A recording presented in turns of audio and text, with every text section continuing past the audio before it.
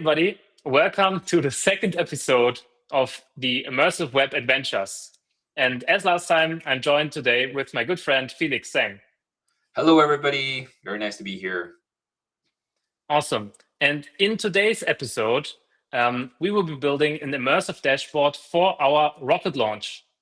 And we will be building this using Codex, UIKit ML CLI for building the user interface, and VidExec for recording a final playthrough of the application. And we are going to start off by creating a concept image, concept visual, using ChatGPT again as our prototyping flow.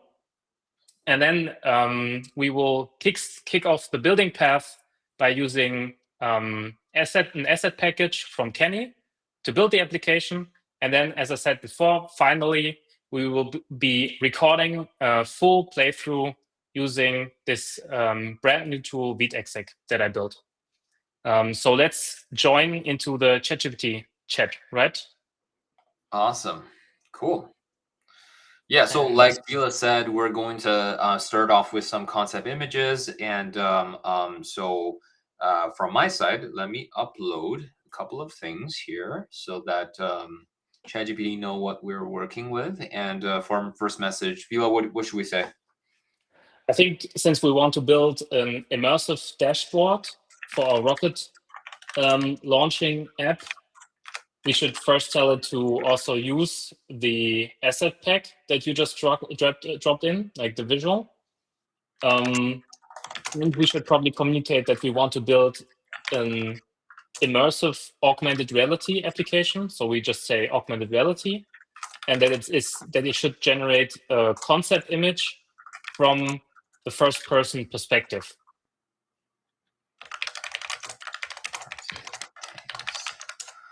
And we want to do this as a AR experience. Yes, and it should generate a concept image, right? Mm-hmm. First person concept image. Concept images for us to show how this experience will look. How's that? Sounds perfect. Let's see what it does. Great.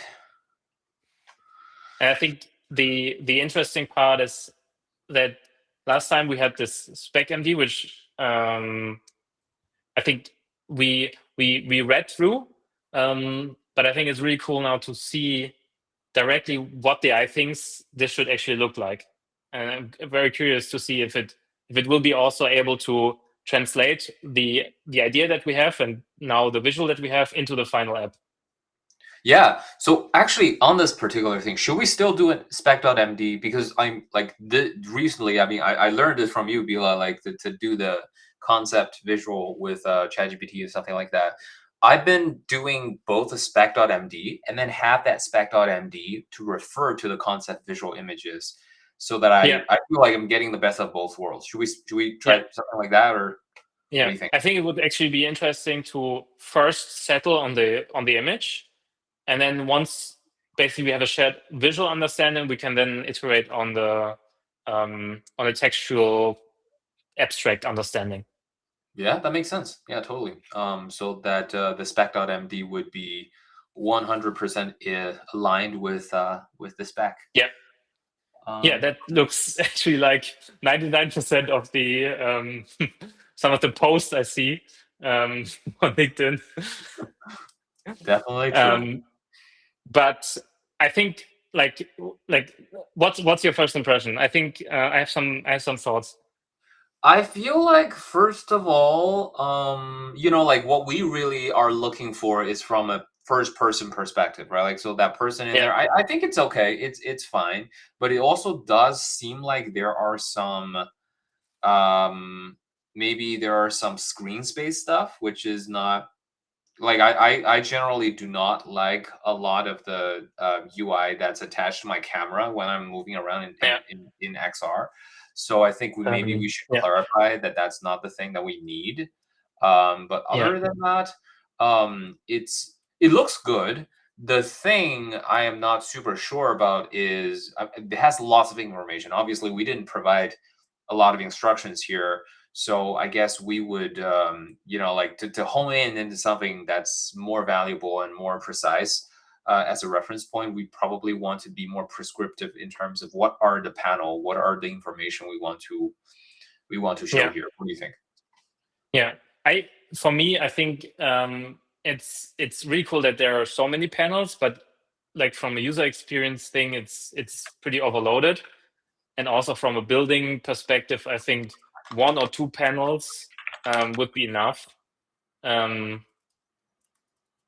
I actually wrote everything you already said down, so you don't Oh, need great. to. Let me just Um, exit out of this. nice. Uh, Um, yes, and so I think the feedback would be we want this to be first person perspective. The UI should be spatially placed or spatially anchored. For instance, above the rocket or something. so does it fly with Um, the rocket? yeah, I don't know. But Ooh. it's like you sound like you would disagree. You would not make it fly I with the mean, rocket. like, well, I'm open to that, but in my opinion, like next Yeah, to, I would have it sit next to the rock. Well, that's the thing, right? Like, so do we, once the rocket launches, do we follow the yeah, rocket, or do we stay at the base and then just watch the rocket go up and up? Right? Like that's, yeah, yeah, let's settle yeah. I something think on that. probably we stay at the base. Like, If I we think stay at the base, I feel like it would be kind of cool to have yes, the UI next to the launch tower, and then so like stay yes. spatially there. That would be kind of cool. Yeah, I also wrote that down. Nice. Okay. And generally, I think also the visuals are not super aligned with the low poly aesthetics of the asset pack. Um, Definitely true. But do you think that's okay? That's actually kind of interesting. So every time yeah, when I encountered this particular situation, I didn't think that it's too important to match the visual with the low poly thing, because when it comes time for the agent to build it, obviously knows like what asset it has, and it's not gonna cause too much trouble. But curious what your take is on this. yeah, yeah. I just I imagined when we do the workflow that at the end we can like lay these out and see like, okay, this clearly was able to rebuild, and now we basically set unrealistic expectations. But it's also like, I think the goal should obviously be to iterate as few as possible. So I agree with you that it's probably not necessary to get a good output to have realistic inputs. But So you're right. we I will should do it. remove that. We should do it your way this time. For folks who don't know, Bila is actually doing the building this time, which is fun. So let's see like how this differs from the first episode. Yeah, but since I changed my opinion, I think we should not tell it this. I think generally the amount of information that is displayed is pretty unrealistic, and will also like, I mean, yeah, it can come up with stuff, but since only one panel or 1 or 2 panels, um, uh, it should display less information, in my opinion. Do you think we should Um, tell it what specific information we want it to display? Yeah, for instance, I really like the countdown, and like, for instance, like how the height of the rocket. Yep, totally. Let's just take a look at what else it has. As a mission, as a exploring Mars, which is cool. System overview, Yeah, proportional. system overview sounds also really cool.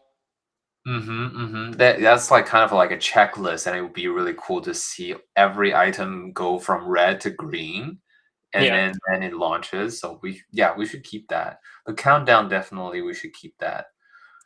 yeah, Um, otherwise I feel like we're pretty good. Otherwise we probably need like a launch control panel, like basically to initiate or like to okay. rewind the simulation.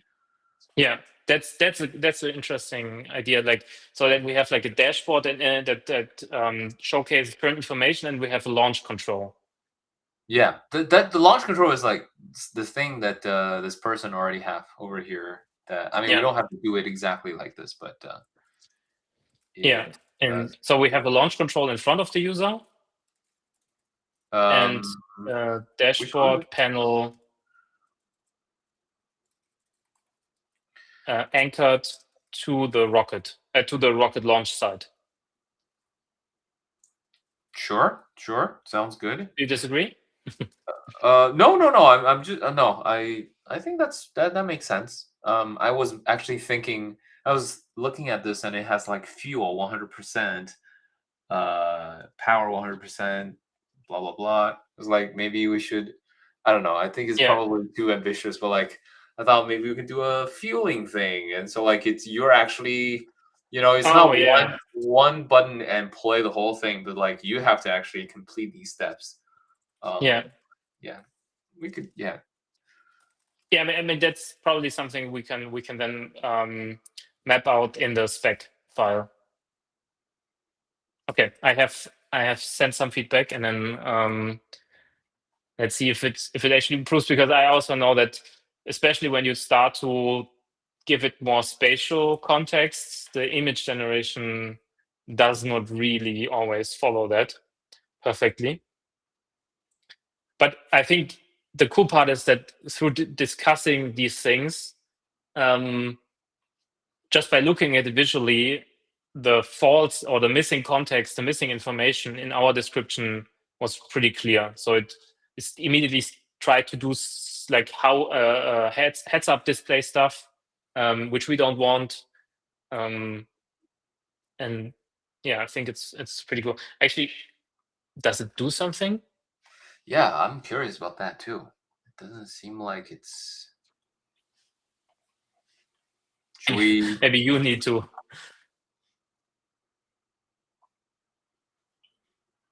Ah, okay. It's solid. Want me to turn that into? So I okay. It doesn't listen to you. It listens to Yeah. me. Okay. Okay. You're the main character. Please. See, I'm very nice to ChatGPT. When the Are robots you take also over. that nice to your coding agents?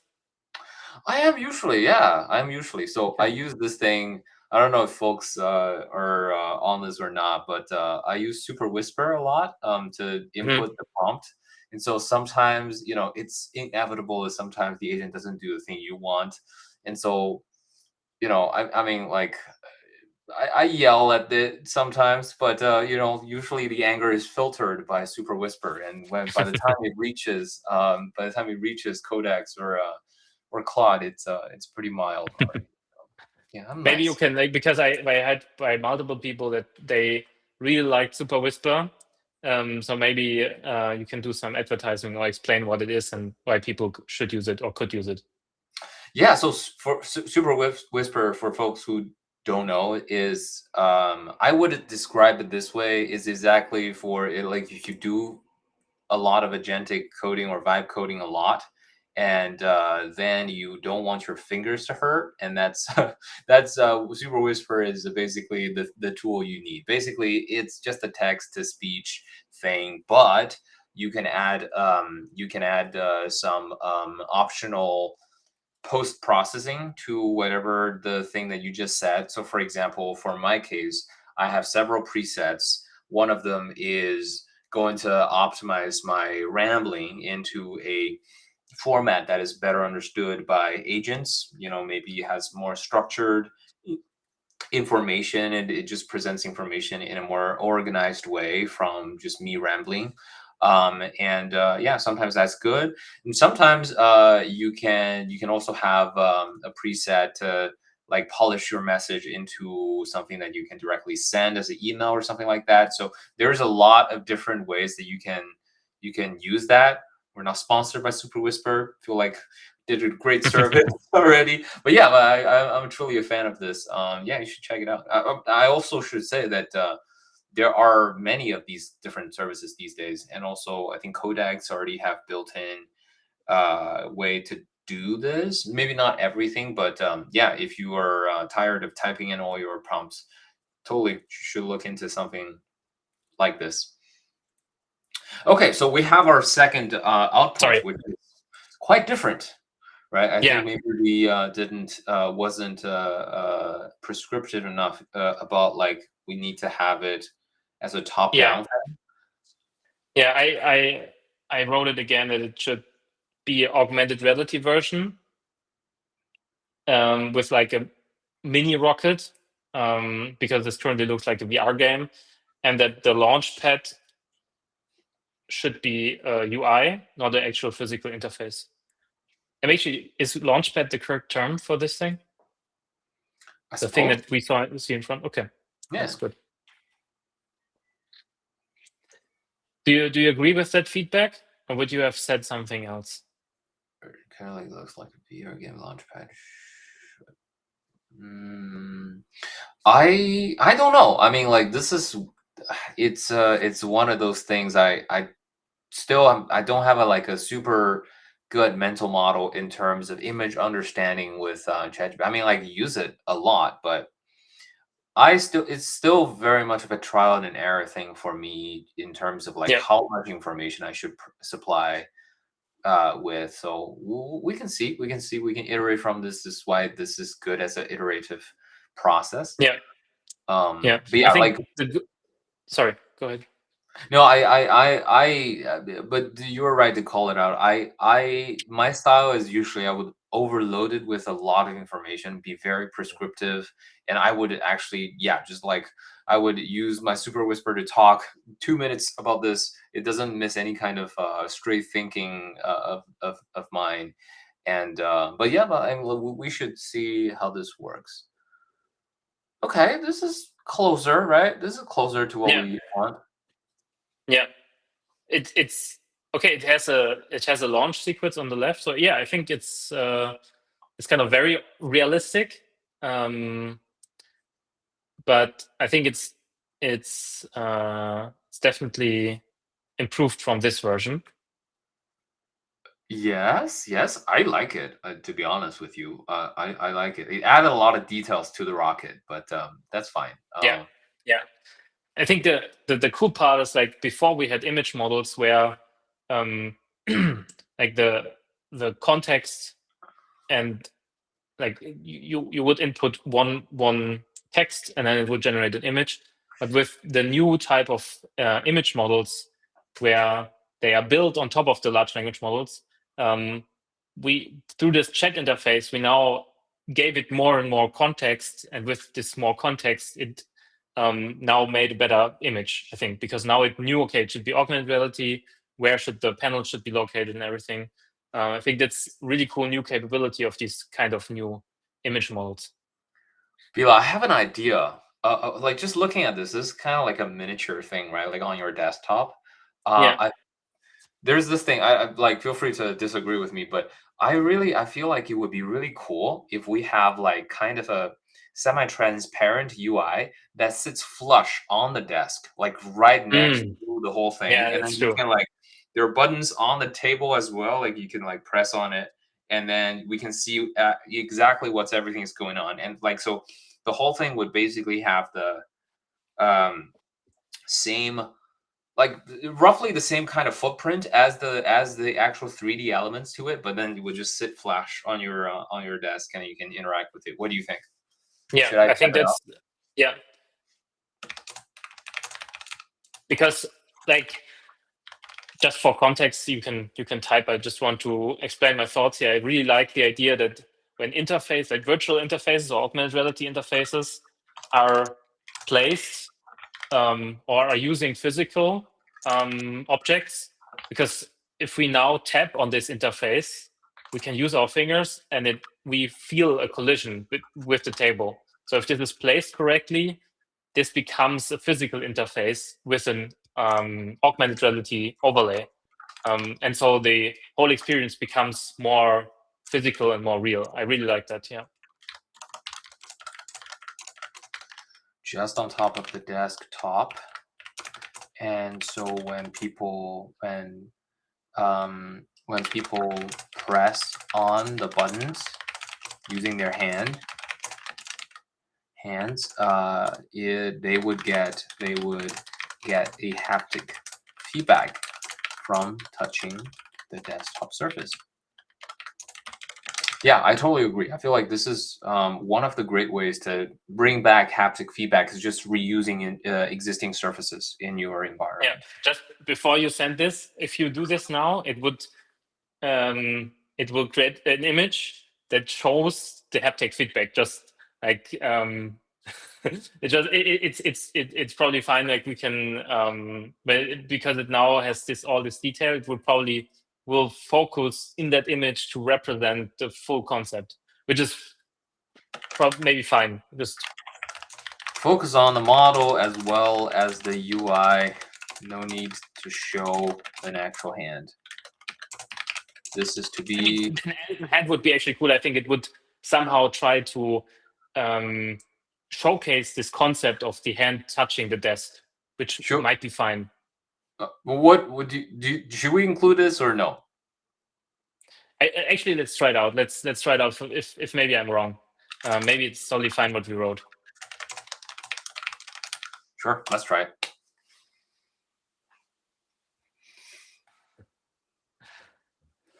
Yeah, this is exciting. See, like I didn't have this in mind when we started this process, and it already inspired us to think beyond what we initially thought. So yeah, that's why this process is so cool. Yeah, will also be interesting to have like a particle effect that comes out of the rocket and so much stuff. But I think it's also you can get really lost in this process because it's like you want the perfect visualization, and this probably won't exist. So maybe if the next image is looking cool, then we can move on to the spec. And I then get think to building. yeah, I think actually the spec should be just like, okay, take this information and consider the fact that we are writing. Maybe I can just it down like take all this information and consider the fact that we want to build a IWSDK application. Yeah, this looks really cool. Yeah, Is pretty it good. what you had in mind? I mean, I would have it maybe a little bit aligned, like in terms of the direction, but otherwise, it's pretty much what I thought. You know, Nice. I was thinking like it would be like parallel or perpendicular to the rocket launch thing, but yeah, similar concept, right? What can you explain what it mean perpendicular to the rocket launcher? Because now it's aligned with the desk, right? It's on the desk. No, sorry. I was just meaning like right now we're seeing the site. Yeah, it's kind of hard to explain. I just want it to be like you see the pipeline, right? Like there is a general direction where the launch site is going. Like it's kind of going at a 45-degree angle to Yeah, the orientation of the panel. The panel is that's sitting true. flush on the desk. That's good, but I don't feel like it's actually super important to call that out. Yeah, It's yeah, fine. I think. Yeah. yeah. My prompt now would be take all this information and consider the fact that we want to build an IWSDK application and write a specification spec.md to plan out the implementation. Is that reasonable, or would you write something else? I usually wouldn't mention IWSDK in this Okay. because ChatGPT doesn't have a lot of context on IWSDK, and when we actually use the app, when we get to building, there will be more context because we have the what is it called, the retrieval augmented generation tool that can be used to query the API. So I would Okay. just usually focus more on XR interaction level stuff and not tie it down to a particular framework. Okay. So maybe you should also not use the word implementation, but rather talk about plan out the application. Sure. To be honest, I feel like I've definitely have tried both, and it's fine. I think usually because when you are Yeah. asking the agent to do some planning and stuff like that, it's going to anchor this around available concepts in the framework anyways. Yeah. Okay. And maybe to also explain the next steps, we're going to take the specification and then switch over to now the coding part, where we already have this asset package installed, and we just set up a brand new IW SDK app. And I think we will start out by building the user interface, right? Does that make sense? Sure. Yeah, totally. Yeah. Okay. And then I think maybe we can already take away, like, talk about how we will build the user face. So I think in the overview, I already explained we will use UIKit ML CLI, and maybe while Yeah, ChatGPT, I think ChatGPT is actually not even running. Maybe you can okay. tell it to Uh, you are the main character. You need to tell it. please, I can talk about UIKit ML. main character. Look, please do what Bila said. Yes, and yeah, while it's churning, actually, you brought a very good point. UIKit ML CLI. For us uninitiated, what does that mean? What is UIKit? What is UIKit ML? And what Yeah, is the CLI? totally. So UIKit is a framework for rendering user interfaces on the GPU, for the web, for 3JS, for WebXR. So it is basically the HTML for the flat web, where UIKit allows to render in an HTML-like way, with HTML-like components to render in a 3D space in 3JS.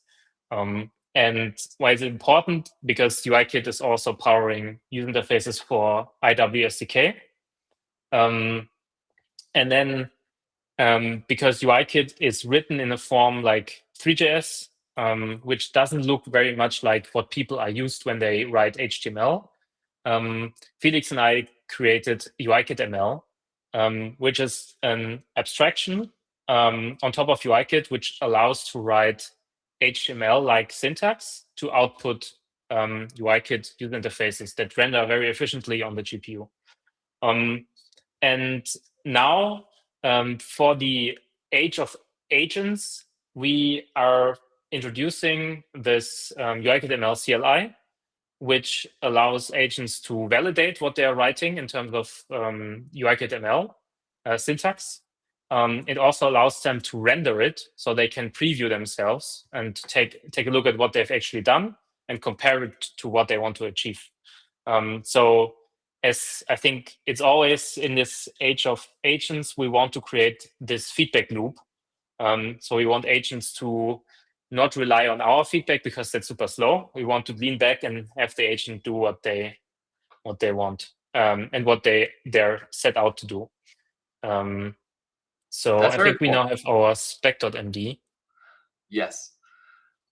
Yeah, and yeah, just really quickly, I think that's a really good explanation. But as we build along, please, Mhm. explain as well, like what we're seeing. I think like we have many different concepts, right? Like the CLI stuff. Would love to see it in Yeah, action. And yeah.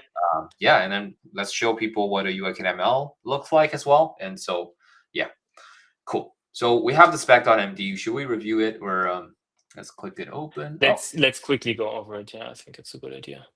cannot fail to get upload status for. Yeah, I had that too. Can you give it to us here directly? The upload link, the download link doesn't work.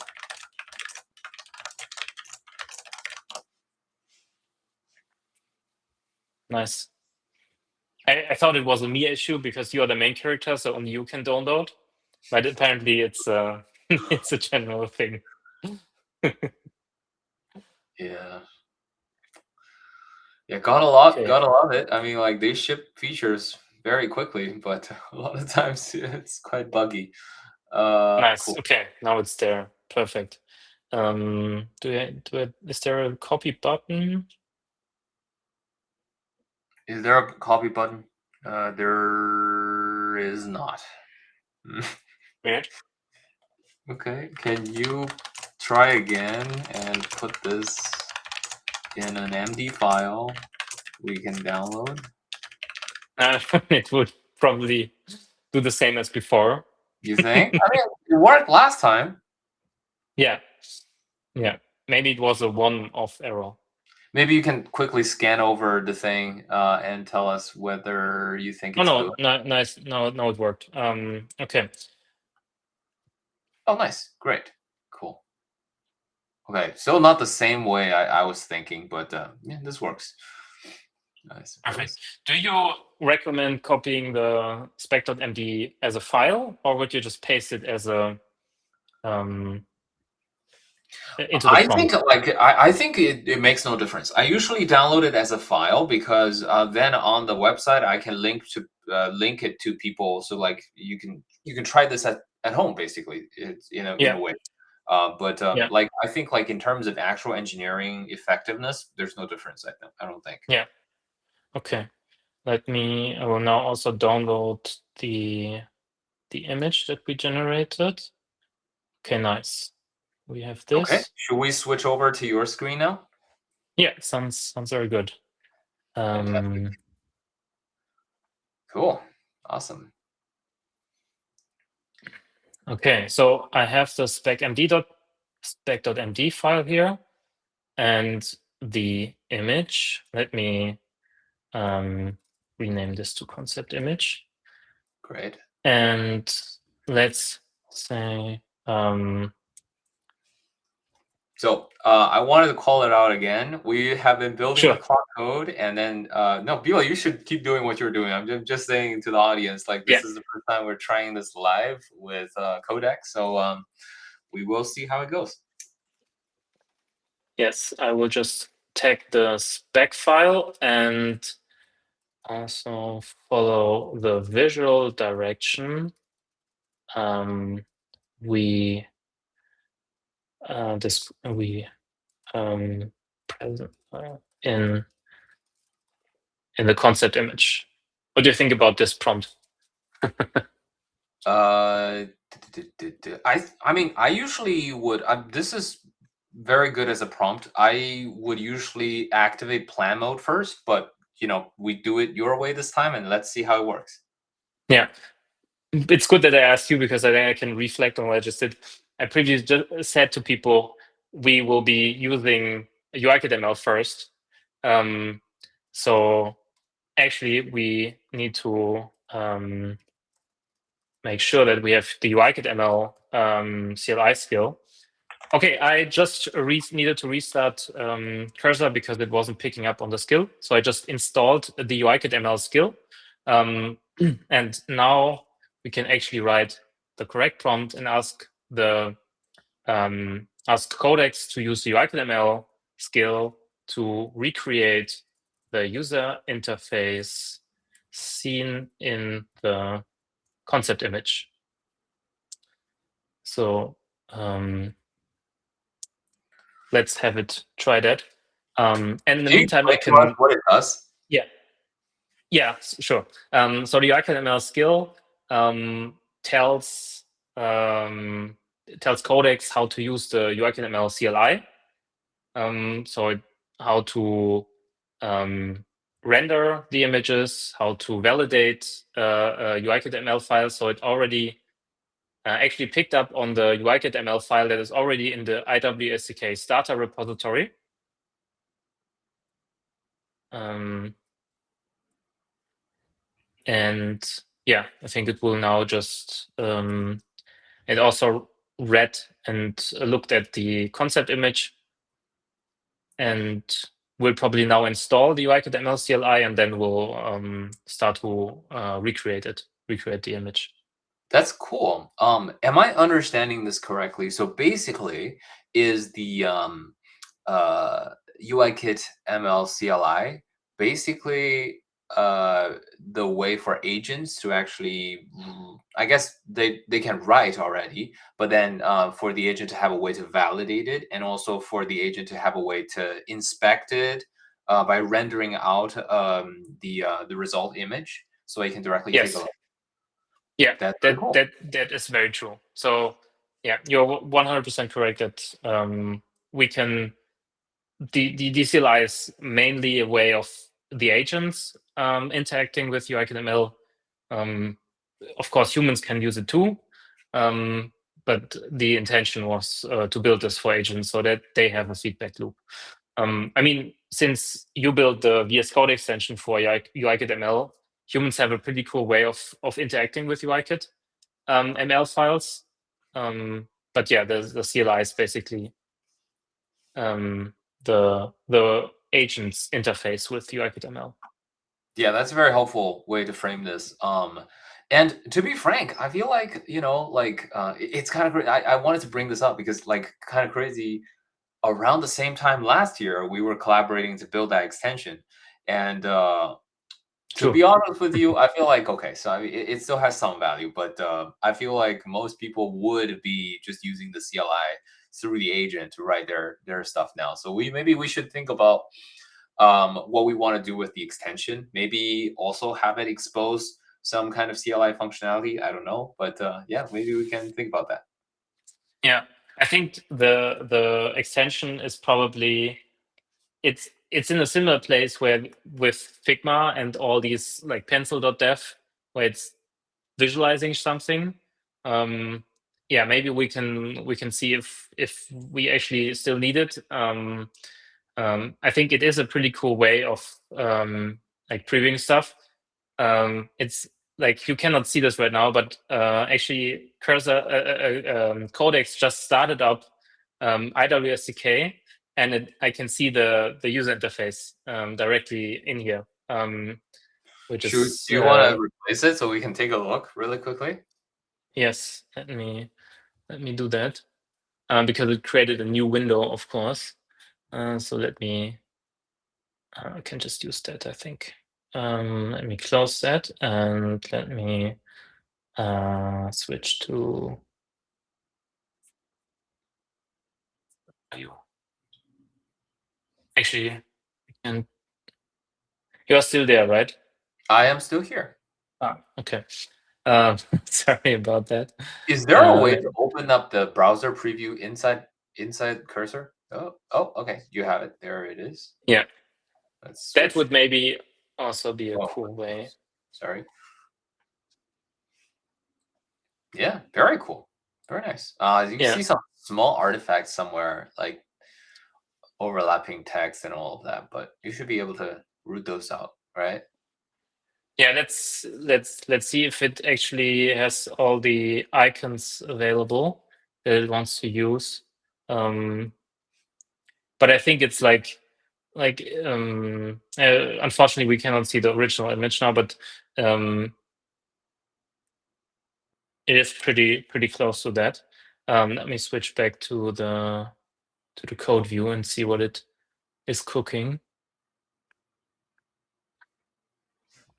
Is there a way for us to open up a browser preview inside Cursor? Probably. I think, yeah. Hey, there it is. And now let me. That's actually a much superior idea. Yeah, and then VS Code started doing this too.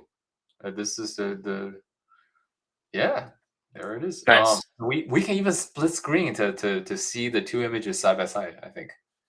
Nice. Yeah, that's true. That's true. Let me do that. Oh, it Okay. is pretty close.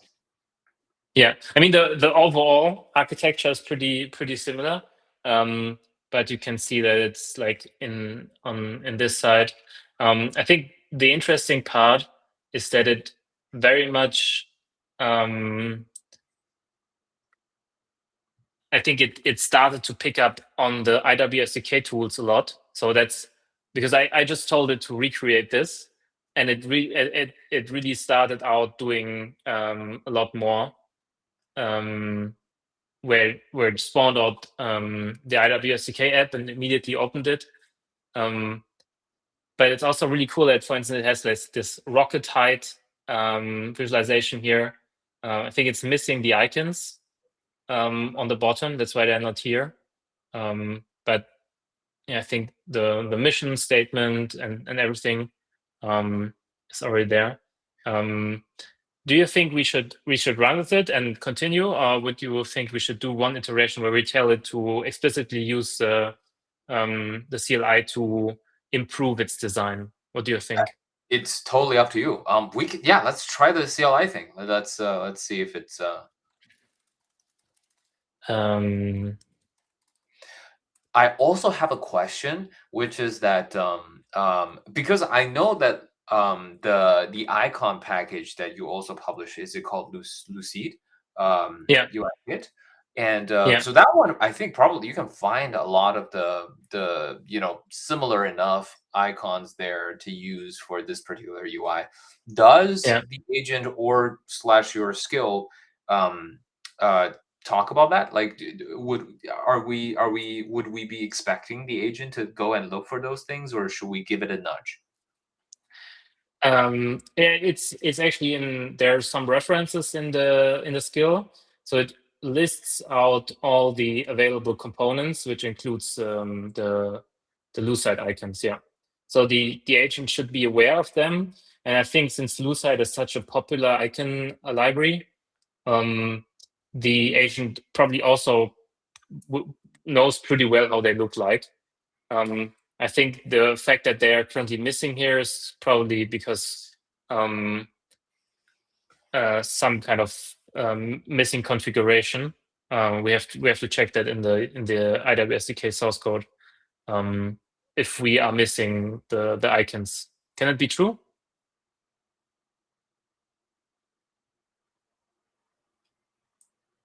Is the agent doing the thing that you want it to do right now, or is that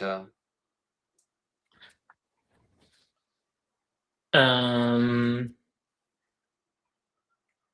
it's saying it's not finding the CLI.js? yeah, true. Install. I think it should just. Oh, no, I think it should. This should be fine. Like Hmm, just using this one. If I can try it myself, but since so it is available. sounds good. Let Yeah, me. maybe we Yeah. should give it a steer and then. Yeah, I think it actually the CLI found something that so I think it uses some left, right, top, bottom properties that are not actual UIKit properties, and that might be the reason why this meta thing is incorrectly positioned. That's very cool. Um, so Very I nice. think actually the validation path currently tells it that something is wrong, and that might be why it's looking incorrectly. That might be also something we should tell, like this new CLI knows exactly what properties are available in UIKit, and that allows it to validate them because it's not 100% aligned with HTML CSS because it's such a great big standard. We cannot recreate everything, but we have mostly everything in place, and something that is not available in UIKit can now be shown through the validation that's not available. Ooh, let's So have I a think little. it just used it to render, but I think it squashed it down for some reason. Hmm. It's probably because something is too big. But I mean, on the bright side, like this is the UI kit stuff definitely works. I mean, like just look at how close it has gotten to the thing in the first couple of minutes, and this is Yeah, Yeah.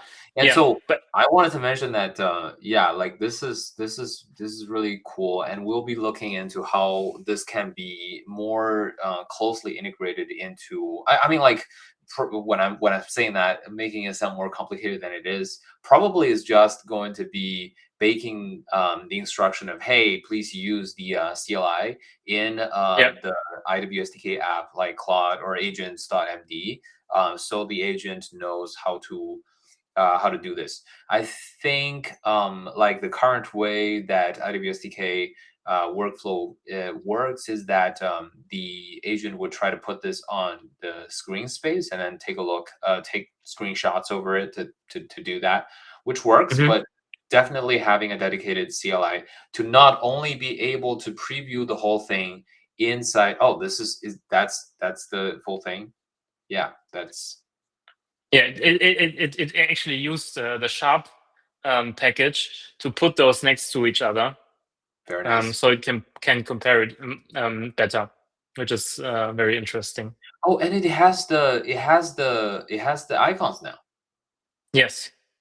Very So launch is missing, but it has a rocketeer. It has some wind thing here, but they're not yet appearing here. So there might be some mismatch, because UIKit-ML CLI is a new version. Um, there might be some difference there. Do you think it Um, could be that maybe it's just that it needs to import those the Lucy package, and it hasn't done that yet? I'm not In sure if the IWSDK template has the Lucite things set up by default.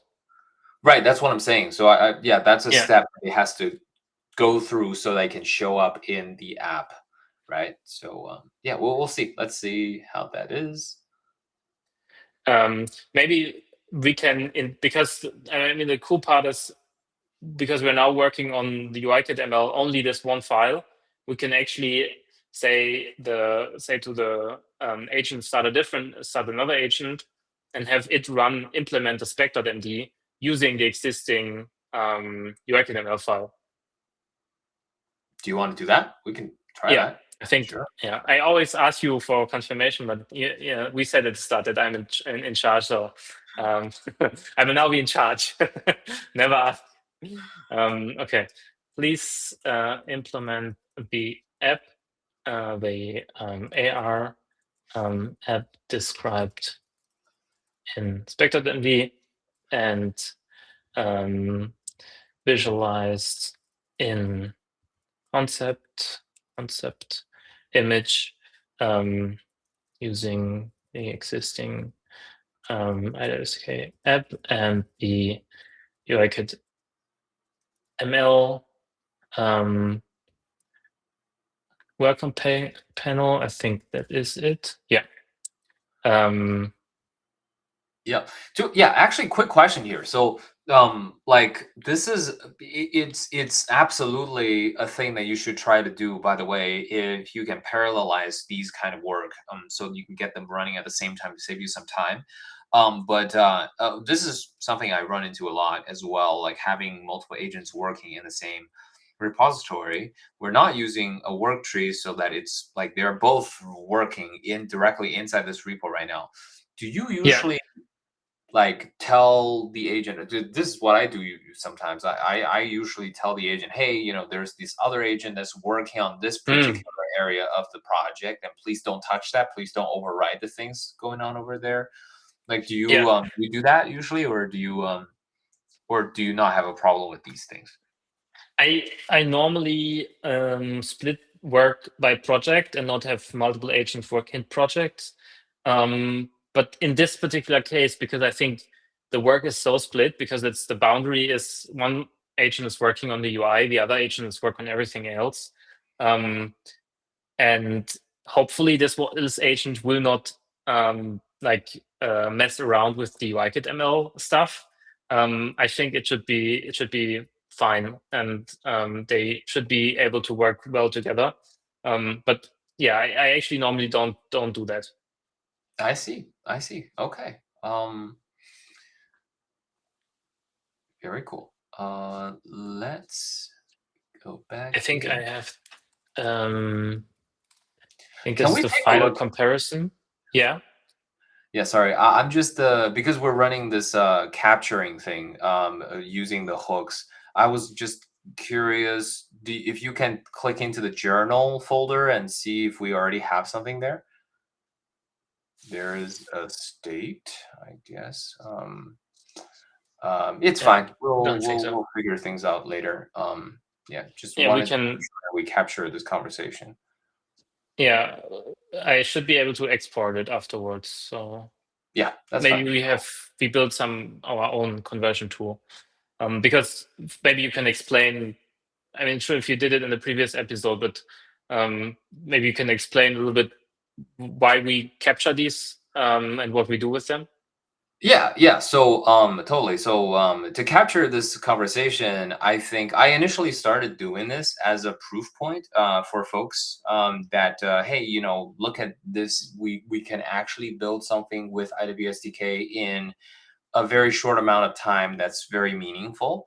And so I started publishing these on the website, and so people can look through all of these. But very soon afterwards, I discovered like a second use for this, which is I think arguably more exciting for me, which is that because it forces the agent to actually capture the entire conversation, you can very easily point to the conversation log after the fact to the agent and say, hey, look at the entire process, including tool use and all of that you've gone through in this process, and can you tell me what works and what didn't work? So this is, if you think about it, this is actually the user experience research in the new age, right? Because in this particular age, the people, the thing, like whoever uses our the tools that we build are most of the times not humans anymore. They're agents, and so it would makes a lot of sense to actually interview the agents directly for to gather feedback for the tools and all of that. So yeah, this is something I just wanted to call out. That's why we're doing this. You don't have to bother with this at home, but yeah, this is a interesting experiment I've been running. Yeah, I think it's. I did this for a few times where I just looked at the conversation and also was interested in how many times you intervened and how often you wrote messages, because I think it's some of kind of an indicator to how complex something is and how much steering does it need. And also, it's interesting to what you wrote and what your prompt was to steer it in the right direction. Makes sense. Okay, it seems to be.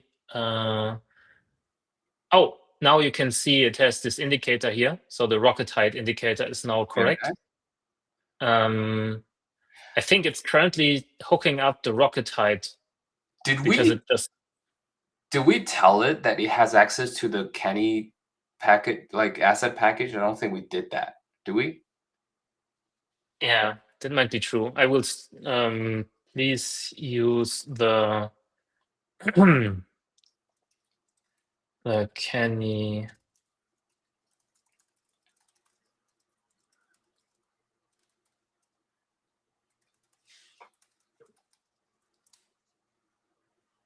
By the way, we had a discussion last time about codecs and Cloud Code, and I think like there are so many harnesses out there, and everybody does something different. And I actually prefer the ability to not steer direction. So steering means we send the message directly and not wait for the agent to be done, while normally the codex behavior is to just append it when the agent is done. And just wanted to say, Felix, that you can configure this. So it's not a harness issue. You can actually say, codex, please always steer and don't queue up the messages until the agent is done. Yeah. So that's a very good call out. I think my experience, I very different from Bila. I am a hardcore fan of the CLI version of. Yeah, I use Codex a lot these days as well, alongside Claw Code. but I always use the CLI version directly. And I could be wrong on this, but I feel like the default behavior on CLI for both of these things are going to be always steer. But if you're using it in the Codex app or through this particular interface, which is exactly Codex app, it I think the default behavior usually is like basically it's going to queue, and then it's going to send the message without interrupting the model at a later point. But yeah, this, as Bila said, this is a option that you can configure in the application. Yeah, actually, you can see it got a lot closer. I think it has some perspective issues where it thinks that this text is not aligned with everything else. So I will tell it to align the top mission time header to the left. And also it uses different font sizes in here, which I don't know why, but the funny part in here, you can actually see it that the image here was inconsistent, where weather has no icon, clear has yeah, actually this makes no sense because it should be weather clear, right? No, I think that's just the weather panel, right? Like it's saying clear, and then the lower side it says wind. Yeah, but it's like it has these horizontal dividers where it would feel like wind is on the right side, and then weather should also be clear on this right side. I think So I it's will the ask it panel to. header, right? Like the weather thing is the panel header for this weather panel. And Yeah, then it has like condition and then wind. Yeah, it doesn't make a whole lot of yeah. sense, but It should be like condition clear and wind and something like that. Like, please clean up the structure to be more reasonable. Wind condition. and Okay. I think it's an important call out here as well that essentially what oh that's kind of cool. The what is the if you gotta have to drop down the your height a little bit with the top left panel. Oh yeah, you have that. Oh great. So the rocket as well as the launch towers are a little bit disjointed, which would be my next Yeah. feedback for it. And then it's Yeah. not locating at on top of the launch pad itself. What is not updating on top of the launchpad? So I see that little squarish thing. I feel like that is supposed to be the launch pad, right? So I this is a Yeah. difficulty for the model True. to realize.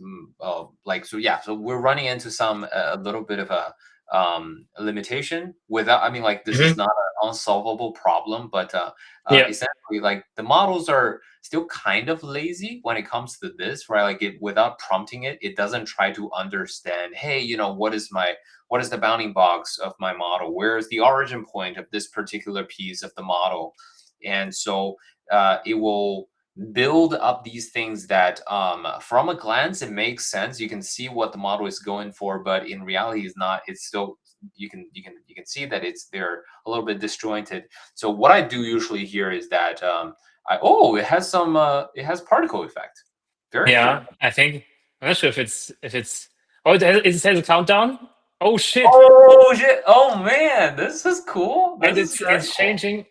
Holy shit! And now it's staying there. Hey, okay, okay. Yeah. Okay, now So I can reset. Okay, reset, and I will hold. And okay, you need to hold, so it's not like immediately starting, but you actually need to hold. Okay, so very nice. okay, Oh shit! it Oh, currently is messing with the font sizes, I think. but it's Um, still okay. Okay. now it now it has fixed them. Nice. Why is it crooked? Why is the panel not like aligned with the desktop? You think? What do you mean with alignment? Oh, look, it figured out the Oh yes, it figured out that it's a much Also shorter. the placement. Okay, so we don't even have to. I rest my case. We don't even have to tell it about it. Yeah, very Yeah, nice. okay. It did a screenshot and then it says it's normalized the Kenny GLB screenshot, the origin placement, because probably the origin was not as the placement of the origin of the model was not as expected. Um, That's I so mean, cool. just to compare how far we already have got, like this is I like mean, yeah, considering how much, I mean, like we literally we the UI, which is a very complicated thing that we have here. It has so many different containers. That was built in what, like I mean, we got really close to this point in 5 minutes, and then we're just yeah, tuning on top of it. And then yeah. also the rocket, the actual logic part of the rocket, that also didn't take that long either. Wow, this is a truly a wild age we live in. I want to relive the moment where we started. So let me okay, It's and keep that's the messing with fun me. part about building. It's probably like if I would guess, like it probably will also figure out the placement of these. Okay, now it's done. Okay, so probably we need to tell it about the Yeah, launch tower. yeah. The launch tower needs a similar Where treatment to the rocket components. Oh, I just figured out that the rocket is modular from the package. So yeah. we could build like a rocket configurator now.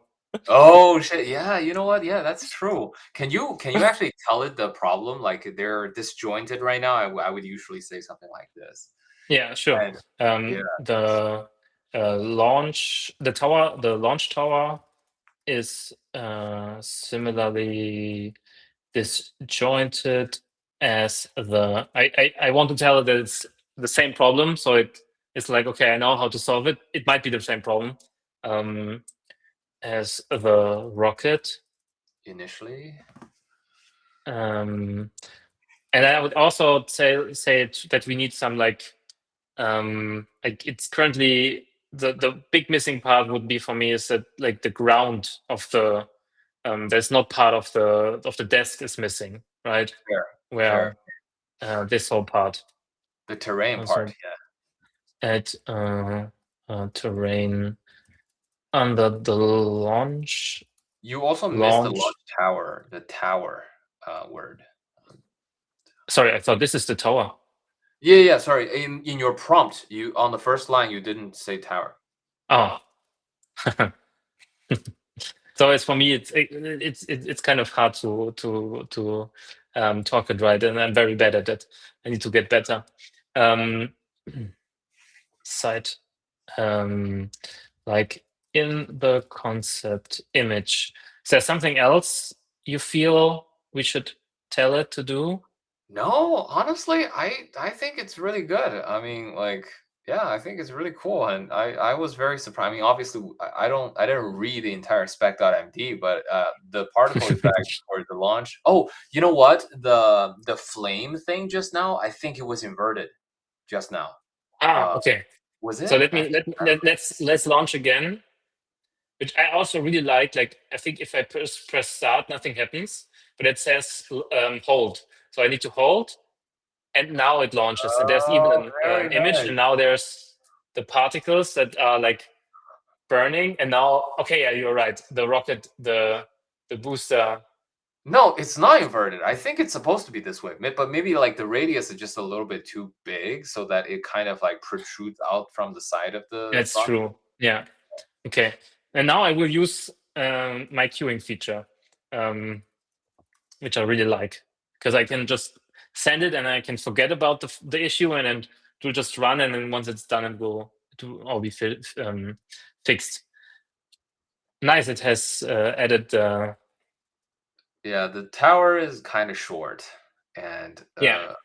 yeah, but you can also say that like the tower is kind of short. Maybe make a tower. I would actually just have the tower scaled up like to twice as big, you know, like it looks kind of flimsy next to Yeah. the pretty thick rocket. Yeah, this is cool. This is very cool.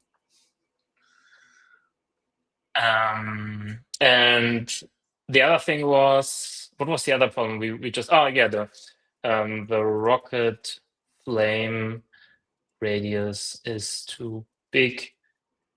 It It's added. Sorry, go ahead. sorry, yeah, Yeah, I just noticed that it added terrain, but the terrain arrangement, I don't think it's optimal, right? Like it has yeah, holes in it, and yeah.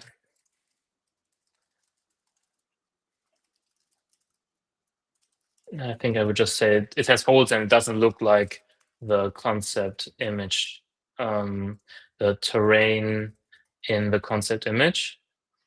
And then I will also say the rocket flame radius is too big. It is visible from is it reach how do you write this in English? It it protrudes. how do you Pro write produce? I have never heard this word. That's protrude protrude out yes, thank you. the side. Out of the rocket's rocket rocket's body. Okay, and now okay now now the launch tower is definitely bigger. Definitely Nice. bigger. Now the rocket feels a little smaller, but that's fine. This is this is an iterative process. So we just keep building it up and until it's like Yes, life size. Yeah. yes, yeah. I think you can do a lot with the assets and make this launch site look even cooler. Oh, Um, you know what? I just thought of an interesting idea. We're definitely not Holy gonna shit, this have. looks really good. Yeah, very cool. Very nice. I think I just mapped out something Very and then nice. used the extrude thing of 3JS. I wanted to say this.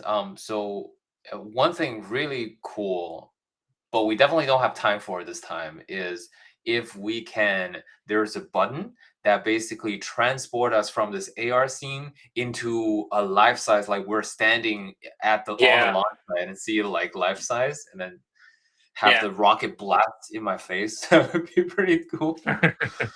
That is very true. I also really like the lights that are circling around the Mhm. rocket. Looks very very realistic. Also from this view, I really like it now. Maybe we can tell it about the. I think it. I'm not sure how it called this. It was the rocket telemetry.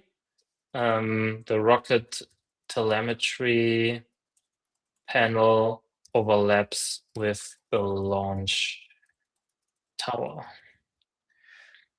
I have another idea also.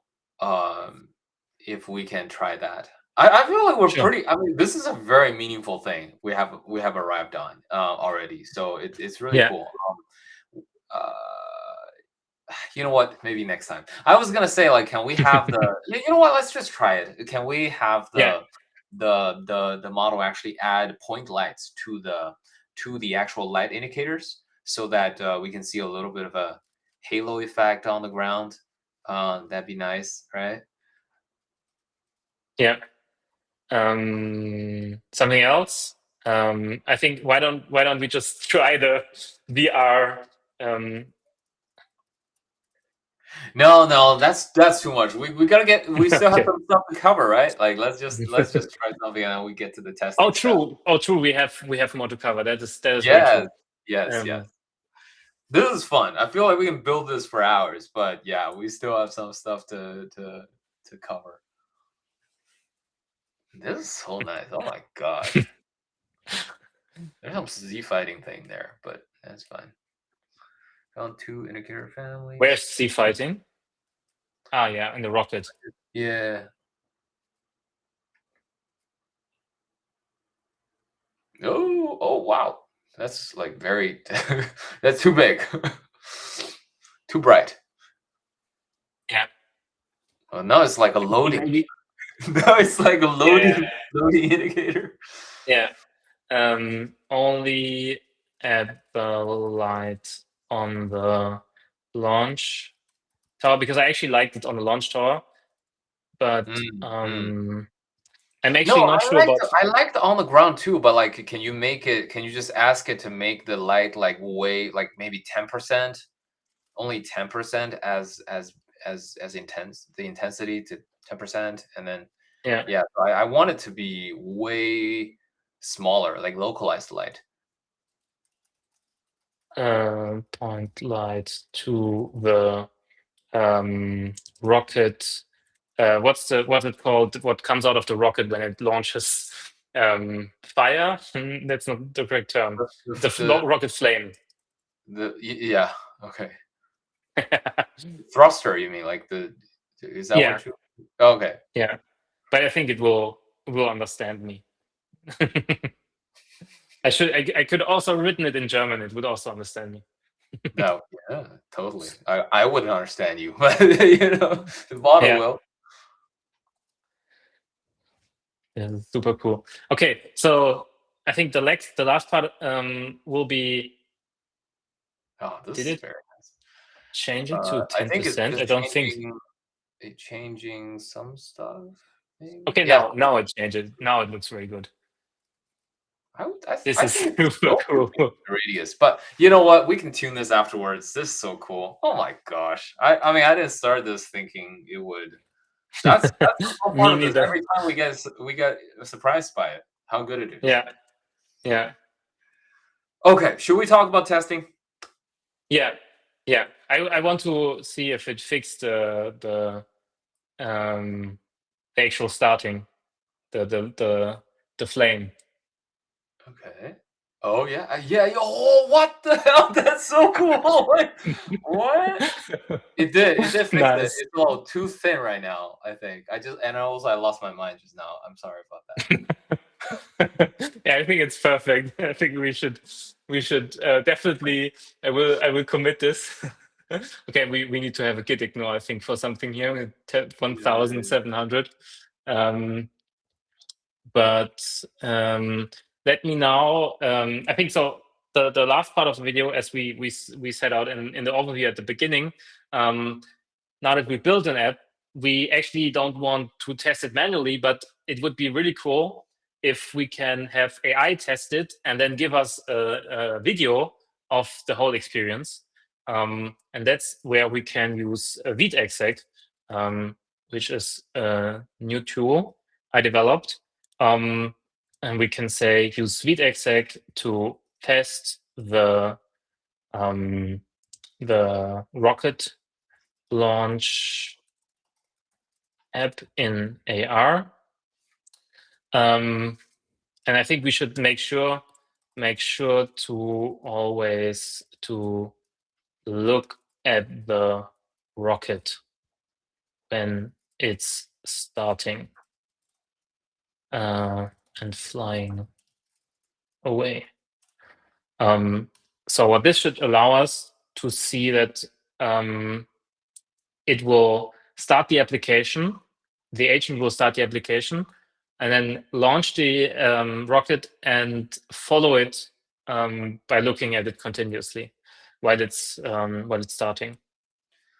That's very cool.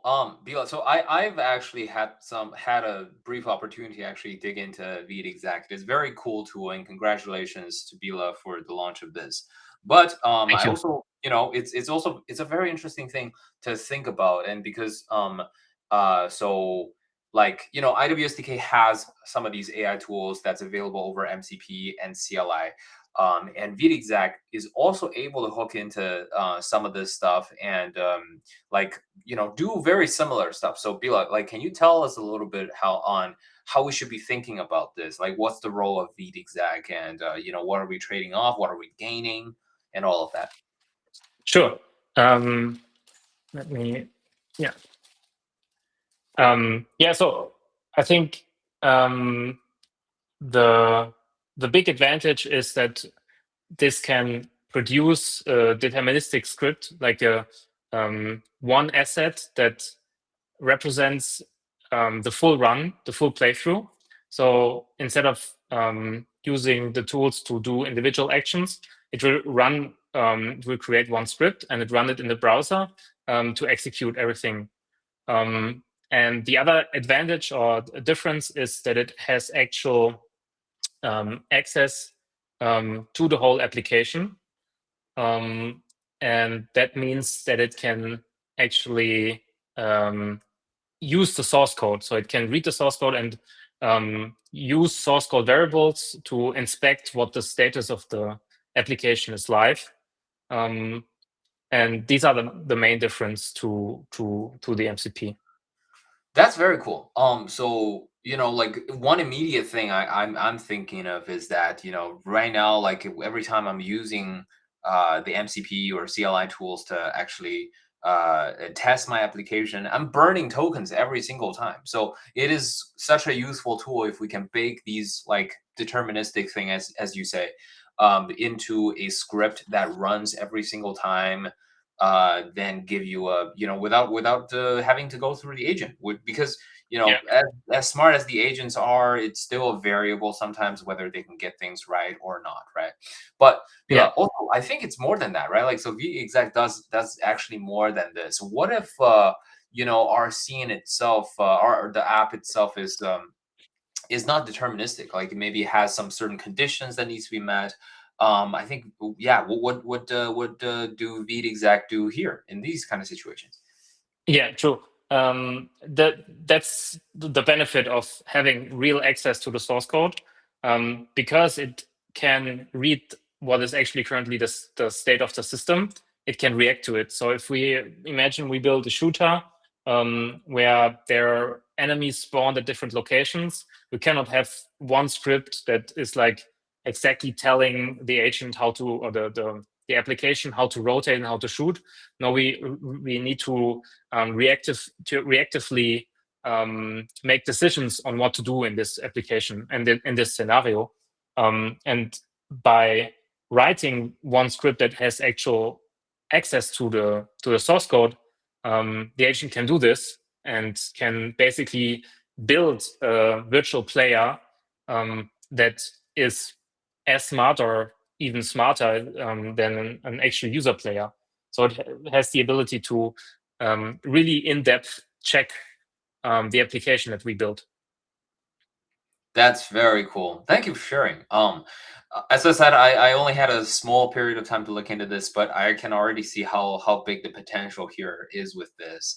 And yeah, I'll keep looking into this, and we'll see how we will definitely find a way. I think like we'll definitely find a way for this to fit into the IWS SDK workflow, agentic workflow. I think it's super cool, and I'm looking forward to having it do more. And like when Nice. we're talking about this, like Google I/O happened last week, right? And they announced one of the things, which is kind of interesting.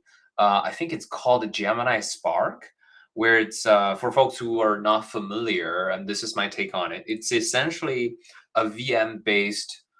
Okay, well, like people are not gonna disagree with me, but like I feel like it's essentially an agent that has a VM, so you can do more things than probably you can do on ChatGPT right now, right? Like essentially has a computer attached to it, so you can run stuff, you can install different kind of things. It has a much wider range of capabilities, and coding is one of those things. And we're seeing this popping up. Like we have Manus, we have I think, like for example, Replit is also one of those things that essentially is a Yeah. VM attached to an agent or a harness that but runs completely on the cloud. And I've been testing these things a lot in my free time and at work, and it's truly, I believe it's a brand new playing field for a lot of these. I think, like, okay, actually, to put it very in a way that a lot of people have experienced it, it's very similar to how OpenClaw would work, right? Am I fair to say that? I think like OpenClaw obviously has more personality like soul.md and stuff like that. But strip that away, essentially you have a computer attached to a agent that has full control over it. And I've been using these cloud harnesses to build IWS SDK apps every single night, and it's been really cool. But one of the key challenges that I'm facing there is that sometimes it's lazy. It doesn't. I don't immediately know what it has built and whether it works. So every morning I see something, it sent over to me over message. I was like, well, cool. You wrote like 40,000 lines of code, and I don't know what exactly it does. And I feel like Yeah, VLDEC would fit in right. Would fit in here very, very nicely, because it can just send you a video that it captures, and you can see, and you can provide feedback on the video. So I'm very excited about this, and we'll definitely yeah, revisit this a lot in the future episodes. yeah. I think so. While I think, um, yeah, I think the idea of just watching, like seeing a output artifact is really powerful, because we can reduce the time we spend on reviewing. And this is a good example here. So while we were talking, the agent did a playthrough. So it tried out the application, and it logged the values that the rocket was achieving, so how high it flew. And here we can see this artifact now.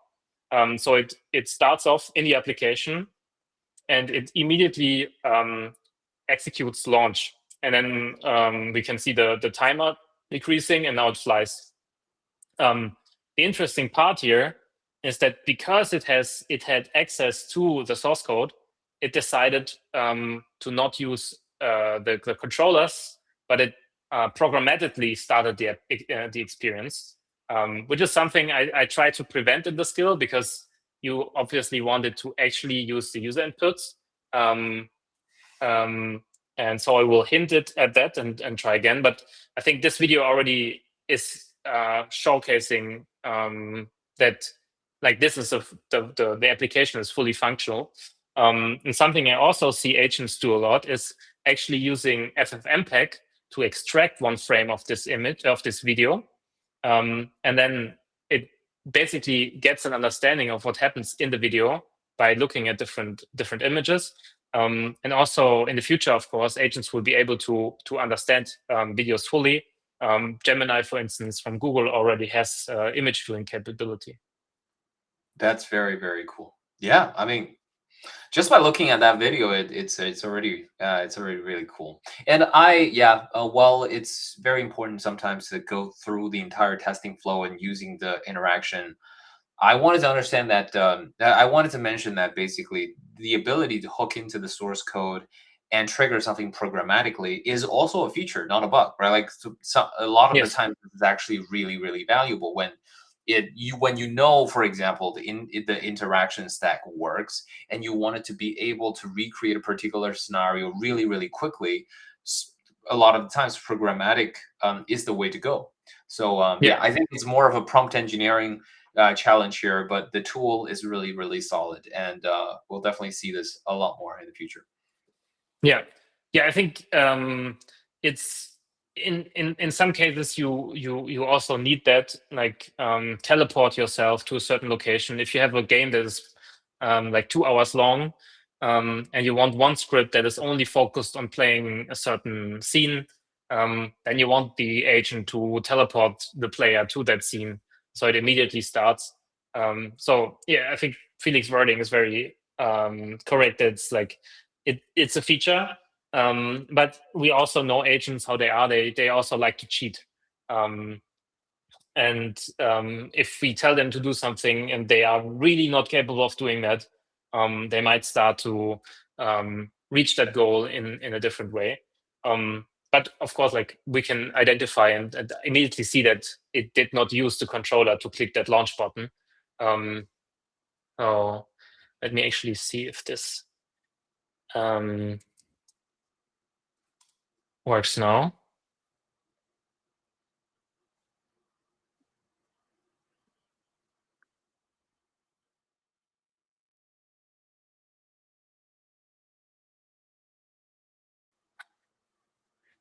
Let me start that again and then open this in a browser here. Because I think this is,